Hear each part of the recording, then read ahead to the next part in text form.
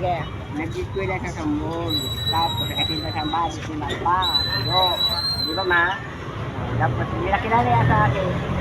Ito, yung liboyoy, sa akin.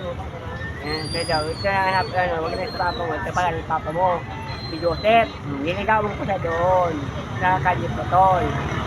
Ang ganito pala tagal. Ang ganito na niligaw-ligawan ko sa doon.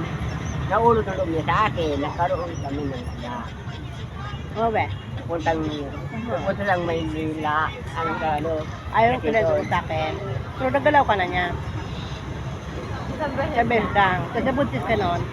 Opo. Ano? Kaya natakot ako nun natin kay nanay kasi ano to. Ayaw ni nanay na makikita daw ako, buntis daw ako. Kaya ano to, ano ko, nagtakas ako kay nanay, pumunta ako Maynila. Kay Pero mama do. pero na ano yun, nalaglag. Nalaglagate nung dahil daw sa gamot ko. Mga gamot. Naano ako ate sa Lucena. Matagal ang Pero ngayon, di ba magkasama na kayo? Ilang buwan na kayo ngayon magkasama? Ano na, 1 year na. 1 year na? Ako. Nung magkasama kayo, nagalaw ka pa niya? Hindi pa. Sabi niya, gusto na daw niya atin magkaanak kami ngayon. Sabi ko, hindi mo na kasi wala pa kami sariling bahay. Wala pa kami,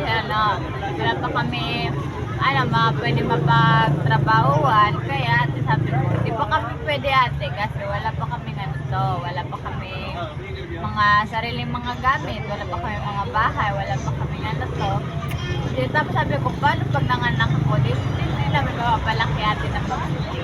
Sabi ko, dapat meron tayong trabaho sarili para mapalaki natin ng maayos. Magiging anak natin. Okay, magpapatay na tayo ng bahay. Oo nga. Ang gusto lang kasi niya, magkaroon muna kayo ng bahay bago mag-anak. Kasi mahirapan din. Kasi di ba natutulog kayo dito lang sa plaza. Eh pagka wala kayong bahay, syempre daladala nyo lagi ang anak nyo. Matutulad kay Bea. Natutulog ba dyan? Yung anak nandiyan no, sa ibabaw ng stage sila magkatabi. Tapos sabi ate ni ni Catherine, si Bea daw, nagpapabayad daw ng ibang lalaki. Kaya ayaw ko. Oo. Okay na. Okay lang yung maghirap. Basta gumawa ng tama.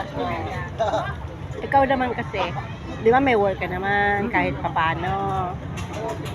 Pero pag minsan wala naman. Pero okay lang yan. Baka mamaya, baka may kumbaga, may mag-ano sa'yo, tulungan mo ko, ay magbigay sa'yo ng tulong, no?